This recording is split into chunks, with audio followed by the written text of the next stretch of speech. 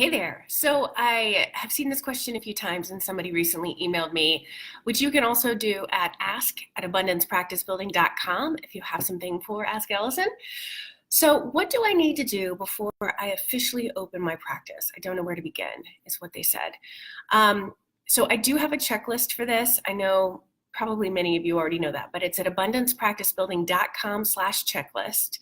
And it will give you all of the steps of what you need to do both before you open your practice, in an ideal world. Like some of those things really can be done afterwards if you're overwhelmed. So I kind of give you this timeline of what absolutely needs to be done. Some examples of that are make sure you're properly licensed. In some states, you can have an associate license and open up, no big deal. In some, you have to have an advanced license, and that's what you need to be able to open up your own practice. So make sure that you have the right kind of license to open your practice per your licensing board and state. Make sure you have an EIN. That's an employee identification number. And that's something you can get super quick and easy. It is not a big deal. You just hop on the IRS website, I believe. I've got all that in the checklist. The checklist also has a bunch of resources for you. So if you're feeling lost about, oh, should I do an electronic health record or a practice management system, it gives you some suggestions there. You also are going to make sure that you have all the legal paperwork that you need in order to open up. I don't want you seeing any clients until you have an informed consent that they can sign, your releases information ready to go, a financial agreement, some intake paperwork, these kinds of things. Partly because covering your butt is an important piece of any business, but also, I just think it's ethical to make sure all of that is ready to go.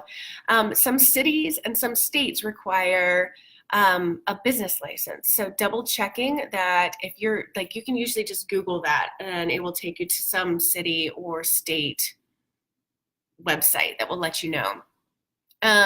Sometimes people want to have an office that is pristine and amazing and exactly what they want before they open. And I think that for the people who are maybe they're kind of rolling in the dough and that's totally doable, sure, go for it. But for most people opening up, you don't need a lot. And sometimes wanting everything to be perfect is a way to put off actually opening because there's some fear there. You also want to make sure you have maybe a telephone spiel written out because most of us get a little tongue-tied when our first clients start to call us.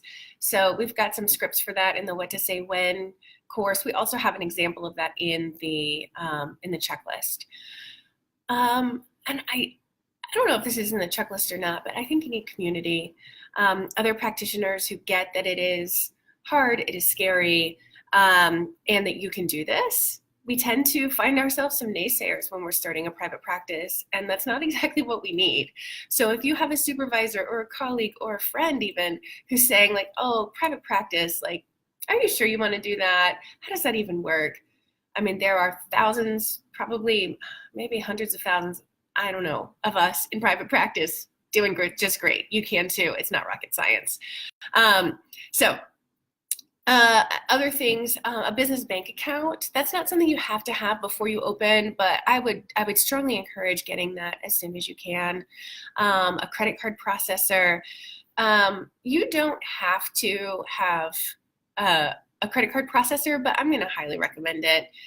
Most of us aren't walking around with cash and checks all the time, and it just is easier for your clients. You can write off the fees.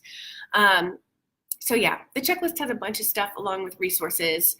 I do recommend a practice management system like TherapyNotes early on, and that way you have time to learn how to use it, and you're starting your practice off on the right foot. You're already organized, you've got an all-in-one kind of system.